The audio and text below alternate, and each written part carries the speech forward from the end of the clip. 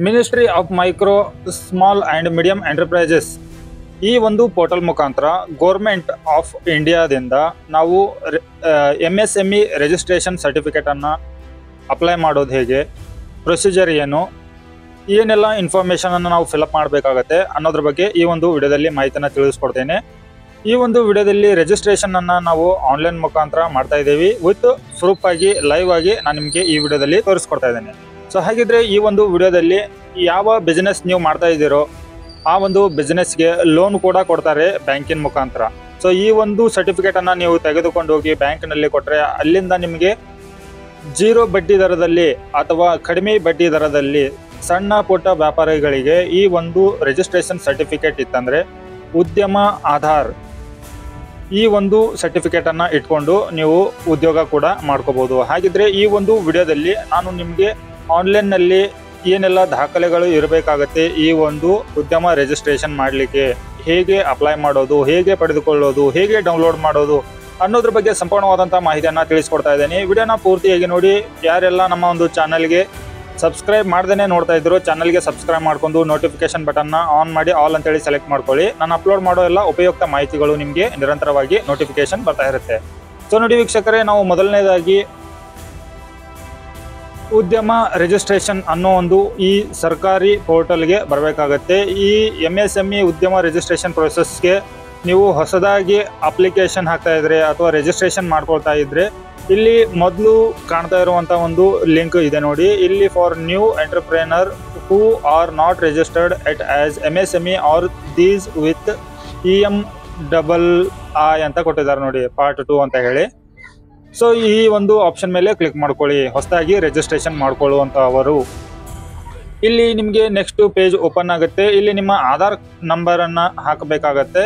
ಆಧಾರ್ ಕಾರ್ಡ್ದಲ್ಲಿ ಇರುವಂಥ ಹೆಸರನ್ನು ನೀವಿಲ್ಲಿ ಹಾಕಬೇಕಾಗತ್ತೆ. ಇಲ್ಲಿ ಆಧಾರ್ ನಂಬರ್ ಹಾಕಿದ್ರಿ ನಂತರ ಇಲ್ಲಿ ಆಧಾರ್ ಕಾರ್ಡ್ದಲ್ಲಿ ಇರುವಂಥ ಕ್ಯಾಂಡಿಡೇಟ್ ಹೆಸರನ್ನು ಹಾಕಿದ ನಂತರ ಇಲ್ಲಿ ಕನ್ಸೆಂಟ್ ಇರುತ್ತೆ, ಅದನ್ನು ಚೆಕ್ ಮಾರ್ಕ್ ಆಗಿರುತ್ತೆ. ಇಲ್ಲಿ ವ್ಯಾಲಿಡೇಟ್ ಆ್ಯಂಡ್ ಜನರೇಟ್ OTP ಮೇಲೆ ಕ್ಲಿಕ್ ಮಾಡ್ಕೊಳ್ಳಿ. ನೋಡಿ, ನಿಮ್ಮ ಆಧಾರ್ ಕಾರ್ಡಿಗೆ ಲಿಂಕ್ ಇರುವಂಥ ಮೊಬೈಲ್ ನಂಬರಿಗೆ OTP ಬಂದಿರುತ್ತೆ. ಆ ಒಂದು ಮೊಬೈಲ್ ನಂಬರ್ ಯಾವುದು, ಕೊನೆಯ 4 ಅಂಕಿಯನ್ನು ಇಲ್ಲಿ ಕೊಟ್ಟಿರ್ತಾರೆ. ಈ ಒಂದು ಮೊಬೈಲ್ ನಂಬರಿಗೆ OTP ಬಂದಿರುತ್ತೆ. ಆ ಮೊಬೈಲ್ ನಂಬರಿಗೆ ಬಂದಿರುವಂಥ OTPಯನ್ನು ನೀವು ಈ ಬಾಕ್ಸ್ನಲ್ಲಿ ಹಾಕಿ ನೆಕ್ಸ್ಟ್ ಮೇಲೆ ಕ್ಲಿಕ್ ಮಾಡಬೇಕಾಗತ್ತೆ. ಇಲ್ಲಿ ನೋಡಿ, ಇವಾಗ ಬಂದಿರುವಂಥ OTPಯನ್ನು ಹಾಕಿಬಿಟ್ಟು ವ್ಯಾಲಿಡೇಟ್ ಮೇಲೆ ಕ್ಲಿಕ್ ಮಾಡ್ತಾ ಇದ್ದೇನೆ. ಇಲ್ಲಿ ನೆಕ್ಸ್ಟ್ ಫಾರ್ಮ್ ಓಪನ್ ಆಗುತ್ತೆ. ಇಲ್ಲಿ ಸ್ವಲ್ಪ ಸ್ಕ್ರೋಲ್ ಡೌನ್ ಮಾಡಿ. ಇಲ್ಲಿ ನಿಮ್ಮ ಟೈಪ್ ಆಫ್ ಆರ್ಗನೈಸೇಷನ್ ಏನು ಅನ್ನೋದನ್ನು ಸೆಲೆಕ್ಟ್ ಮಾಡಿದ ನಂತರ ಇಲ್ಲಿ ನಿಮ್ಮ ಪ್ಯಾನ್ ಕಾರ್ಡ್ ನಂಬರನ್ನು ಹಾಕಿ, ಇಲ್ಲಿ ಪ್ಯಾನ್ ಕಾರ್ಡ್ದಲ್ಲಿ ಇರುವಂಥ ಕ್ಯಾಂಡಿಡೇಟ್ನ ಹೆಸರನ್ನು ಹಾಕಿ, ನಂತರ ಅವರ ಡೇಟ್ ಆಫ್ ಬರ್ತನ್ನು ಹಾಕಿಬಿಟ್ಟು ಇಲ್ಲಿ ಒಂದು ಕನ್ಸೆಂಟ್ ಇದೆ ನೋಡಿ, ಈ ಕನ್ಸೆಂಟನ್ನು ಕ್ಲಿಕ್ ಮಾಡಿ ವ್ಯಾಲಿಡೇಟ್ ಮೇಲೆ ಕ್ಲಿಕ್ ಮಾಡ್ಕೊಳ್ಳಿ. ಇದರ ನಂತರ ಸ್ವಲ್ಪ ಸ್ಕ್ರೋಲ್ ಡೌನ್ ಮಾಡಿ. ಇಲ್ಲಿ ನಿಮ್ಮ ಒಂದು ಅಪ್ಲಿಕೇಶನ್ ಕಂಟಿನ್ಯೂ ಮಾಡೋದಕ್ಕಾಗಿ ಇಲ್ಲಿ ಕಂಟಿನ್ಯೂ ಮೇಲೆ ಕ್ಲಿಕ್ ಮಾಡ್ಕೊಳ್ಳಿ. ಇಲ್ಲಿ ಇವಾಗ ನಿಮ್ಮ ಒಂದು ಅಪ್ಲಿಕೇಶನ್ ಫಾರ್ಮ್ ಓಪನ್ ಆಗಿರುತ್ತೆ. ಇಲ್ಲಿ ನೋಡಿ, ನೀವು ITR ಫಿಲ್ಲಿಂಗ್ ಮಾಡದೇ ಇದ್ದರೆ ಇದು ನೋ ಅಂತಲೇ ಇರುತ್ತೆ. ಇಲ್ಲಿ ನಿಮ್ಮ ಹತ್ರ GSTIN ನಂಬರ್ ಇದ್ದರೆ ಎಸ್ ಅಂತ ಕೊಡಿ, ಇಲ್ದಿದ್ರೆ ನೋ ಅಂತ ಹೇಳಿ ಕೊಡಿ. ನೋ ಅಂತ ಹೇಳಿ ಕ್ಲಿಕ್ ಮಾಡ್ಕೊಳ್ಳಿ. ಇದರ ನಂತರ ಮತ್ತೆ ಸ್ಕ್ರೋಲ್ ಡೌನ್ ಮಾಡಿ. ಇಲ್ಲಿ ನಿಮ್ಮ ಕ್ಯಾಂಡಿಡೇಟ್ನ ಹೆಸರು ಡಿಸ್ಪ್ಲೇ ಆಗಿರುತ್ತೆ. ಇಲ್ಲಿ ಮೊಬೈಲ್ ನಂಬರನ್ನು ಹಾಕಿ, ಇಲ್ಲಿ ಇಮೇಲ್ ID ಹಾಕಿ, ಇಲ್ಲಿ ನಿಮ್ಮ ಸೋಷಿಯಲ್ ಕ್ಯಾಟಗರಿಯನ್ನು ಸೆಲೆಕ್ಟ್ ಮಾಡ್ಕೊಳ್ಳಿ. ಇದರ ನಂತರ ಇಲ್ಲಿ ಮತ್ತೆ ನಿಮ್ಮ ಜೆಂಡರನ್ನು ಸೆಲೆಕ್ಟ್ ಮಾಡ್ಕೊಳ್ಳಿ. ಮತ್ತೆ ಸ್ಕ್ರೋಲ್ ಡೌನ್ ಮಾಡಿ. ಇಲ್ಲಿ ನೀವು ಹ್ಯಾಂಡಿಕ್ಯಾಪ್ಟಾ ಅಥವಾ ನಾನ್ ಹ್ಯಾಂಡಿಕ್ಯಾಪ್ಟಾ ಅಂತ ಅನ್ನೋದನ್ನು ಸೆಲೆಕ್ಟ್ ಮಾಡ್ಕೊಳ್ಳಿ. ನಿಮ್ಮ ಶಾಪಿಗೆ ಏನಂತ ಹೆಸರಿಟ್ಟಿದ್ದೀರಾ ಆ ಒಂದು ಹೆಸರನ್ನು ಈ ಬಾಕ್ಸ್ನಲ್ಲಿ ಎಂಟರ್ ಮಾಡಿ.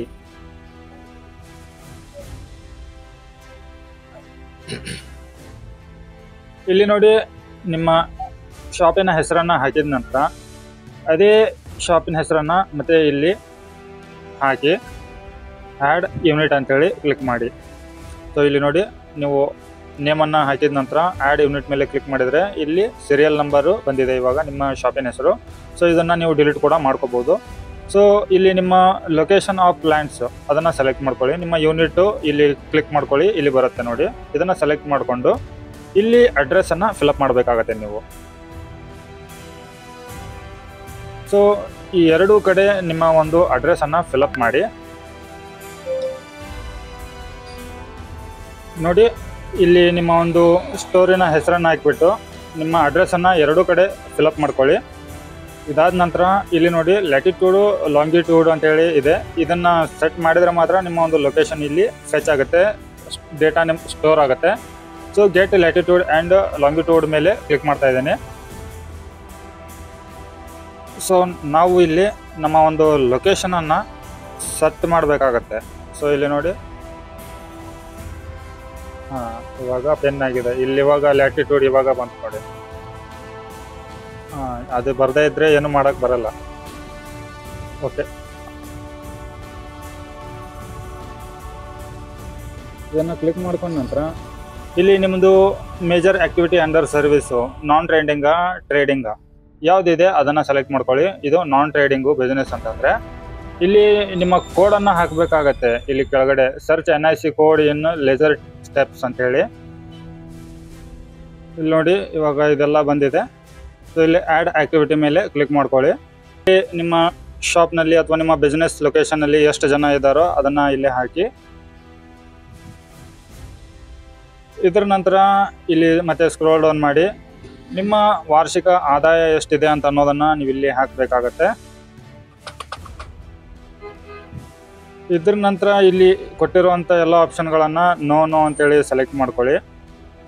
ಸ್ಕ್ರೋಲ್ ಡೌನ್ ಮಾಡಿ ಇಲ್ಲಿ submit and get final OTP ಅಂತ ಇದೆ, ಇದ್ರ ಮೇಲೆ ಕ್ಲಿಕ್ ಮಾಡ್ಕೊಳ್ಳಿ. ಇಲ್ಲಿ ನೋಡಿ, ನೀವು ಎಂಟರ್ ಮಾಡಿರುವಂಥ ಎಲ್ಲ ನಂಬರ್ಗಳು ಸರಿಯಾಗಿ ಇದೆಯೋ ಇಲ್ವೋ, ಎಂಟರ್ ಮಾಡಿರುವಂಥ ಎಲ್ಲ ಡೀಟೇಲ್ಸ್ಗಳು ಸರಿಯಾಗಿದೆಯಲ್ವೋ ಅಂತ ಹೇಳಿ ಕೇಳ್ತಾ ಇದೆ. ಓಕೆ ಮೇಲೆ ಕ್ಲಿಕ್ ಮಾಡ್ಕೊಳ್ಳಿ. ಸೊ ಇಲ್ಲಿ ನೋಡಿ, ಇವಾಗ OTPಯನ್ನು ಹಾಕಿಬಿಟ್ಟು ಕ್ಯಾಪ್ಚನ್ನ ಹಾಕಬೇಕಾಗತ್ತೆ. ಇಲ್ಲಿ OTP ಹಾಕಿಬಿಟ್ಟು ಕ್ಯಾಪ್ಚಾ ಹಾಕಿಬಿಟ್ಟು ಸಬ್ಮಿಟ್ ಮೇಲೆ ಕ್ಲಿಕ್ ಮಾಡ್ಕೊಳ್ಳಿ. ಸೊ ಇಲ್ಲಿ ಮತ್ತೆ ನೀವು ಎಂಟರ್ ಮಾಡಿರೋ ಡೀಟೇಲ್ಸು ಸರಿಯಾಗಿದೆಯಲ್ಲ ಅಂತ ಕೇಳ್ತಾ ಇದೆ. ಓಕೆ ಮೇಲೆ ಕ್ಲಿಕ್ ಮಾಡ್ಕೊಳ್ಳಿ. ಸೊ ಇಲ್ಲಿ ನಿಮ್ಮ ಒಂದು ರಿಜಿಸ್ಟ್ರೇಷನ್ ನಂಬರ್ ಇವಾಗ ಜನ್ರೇಟ್ ಆಗಿದೆ, ನಿಮ್ಮ ಸರ್ಟಿಫಿಕೇಟ್ ಜನ್ರೇಟ್ ಆಗಿದೆ. ಸೊ ಇದನ್ನು ಕಾಪಿ ಮಾಡಿ ಇಟ್ಕೊಳ್ಳಿ ಅಥವಾ ನೋಟ್ ಮಾಡಿ ಇಟ್ಕೊಳ್ಳಿ. ಓಕೆ ಮೇಲೆ ಕ್ಲಿಕ್ ಮಾಡಿ. ಸೊ ಇಲ್ಲಿ ನೋಡಿ ವೀಕ್ಷಕರೇ, ಥ್ಯಾಂಕ್ ಯು ಫಾರ್ ವಿಸಿಟಿಂಗ್ ಉದ್ಯಮ registration portal of ministry of MSME. ಇವರ ಉದ್ಯಮ ರಿಜಿಸ್ಟ್ರೇಷನ್ ನಂಬರ್ ಈಸ್ ಅಂತ ಹೇಳಿ ಕೊಟ್ಟಿದ್ದಾರೆ ನೋಡಿ.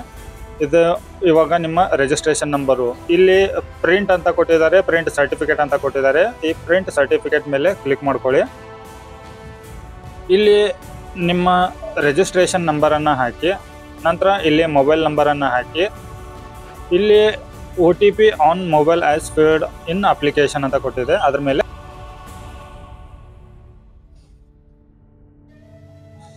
ಸೊ OTP ಹಾಕಿದ ನಂತರ validate and OTP and login ಮೇಲೆ ಕ್ಲಿಕ್ ಮಾಡ್ಕೊಳ್ಳಿ. ಸೊ ಇಲ್ಲಿ ನೋಡಿ ವೀಕ್ಷಕರೇ, ನಿಮ್ಮ ಒಂದು ಸರ್ಟಿಫಿಕೇಟು ಈ ಥರ ವ್ಯೂಸ್ ಬರುತ್ತೆ. ಇಲ್ಲಿ ಡ್ರಾಪ್ ಟು ವ್ಯೂ ತೋರಿಸ್ತಾ ಇದೆ ನಿಮಗಿದು. ನಿಮ್ಮ ಒಂದು ಸರ್ಟಿಫಿಕೇಟು ಪ್ರಿಂಟ್ ಮಾಡ್ಕೋಬೇಕು ಅಥವಾ ಏನಾದರೂ ಎಡಿಟ್ ಮಾಡ್ಕೋಬೇಕು ಅಂತಂದರೆ ಇಲ್ಲಿ ಎಡಿಟ್ ಡೀಟೇಲ್ಸ್ ಮೇಲೆ ಕ್ಲಿಕ್ ಮಾಡ್ಕೊಳ್ಳಿ. ಇಲ್ಲಿದ್ರೆ ಎಂಟರ್ ಮಾಡಿರೋ ಎಲ್ಲ ಡೀಟೇಲ್ಸ್ ಸರಿಯಾಗಿತ್ತು ಅಂತಂದರೆ ಇಲ್ಲಿ ಪ್ರಿಂಟ್ ಸರ್ಟಿಫಿಕೇಟ್ ಮೇಲೆ ಕ್ಲಿಕ್ ಮಾಡಿ. ಇವಾಗ ನೋಡಿ, ನಿಮ್ಮ ಒಂದು ಸರ್ಟಿಫಿಕೇಟು ರೆಡಿಯಾಗಿದೆ. ಇಲ್ಲಿ ಪ್ರಿಂಟ್ ಸರ್ಟಿಫಿಕೇಟ್ ಮೇಲೆ ಕ್ಲಿಕ್ ಮಾಡಿ. ಇಲ್ಲಿ ನಿಮ್ಮ ಒಂದು ಸರ್ಟಿಫಿಕೇಟು 2 ಪೇಪರ್ನಲ್ಲಿ ಬರ್ತಾ ಇದೆ. ಸೊ ಇದು ಒಂದು ಪೇಪರ್ನಲ್ಲಿ ಮಾಡಬೇಕು ಅಂತಂದರೆ ಇಲ್ಲಿ A4 ಅಂತೇಳಿ ಸೆಲೆಕ್ಟ್ ಮಾಡ್ಕೊಳ್ಳಿ. ಇದರ ನಂತರ ಇಲ್ಲಿ 95 ಅಂತ ಇಡಿ. ಸೊ ಇಲ್ಲಿ ನೋಡಿ, ನಿಮ್ಮ ಒಂದು ಸರ್ಟಿಫಿಕೇಟು ಕರೆಕ್ಟಾಗಿ A4 ಸೈಜ್ನಲ್ಲಿ ಸೆಟ್ ಆಗೋ ಥರ ಬಂದಿದೆ ಇವಾಗ. ಸೊ ಇವಾಗ ಇದನ್ನು ಸೇವ್ ಮಾಡ್ಕೊಳ್ಳಿ. ಈ ಒಂದು ವಿಡಿಯೋದಲ್ಲಿ ತಿಳಿಸ್ಕೊಟ್ಟಿರುವಂಥ ಮಾಹಿತಿ, ಈ ವಿಡಿಯೋ ತಮಗೆ ಉಪಯೋಗ ಆಗಿದ್ದರೆ ವಿಡಿಯೋಗೆ ಲೈಕ್ ಮಾಡಿ, ಚಾನಲ್ಗೆ ಸಬ್ಸ್ಕ್ರೈಬ್ ಮಾಡಿ. ಮತ್ತೆ ಹೊಸ ಮಾಹಿತಿಯೊಂದಿಗೆ ಸಿಗ್ತೀನಿ. ಅಲ್ಲಿವರೆಗೂ ಜೈ ಹಿಂದ್.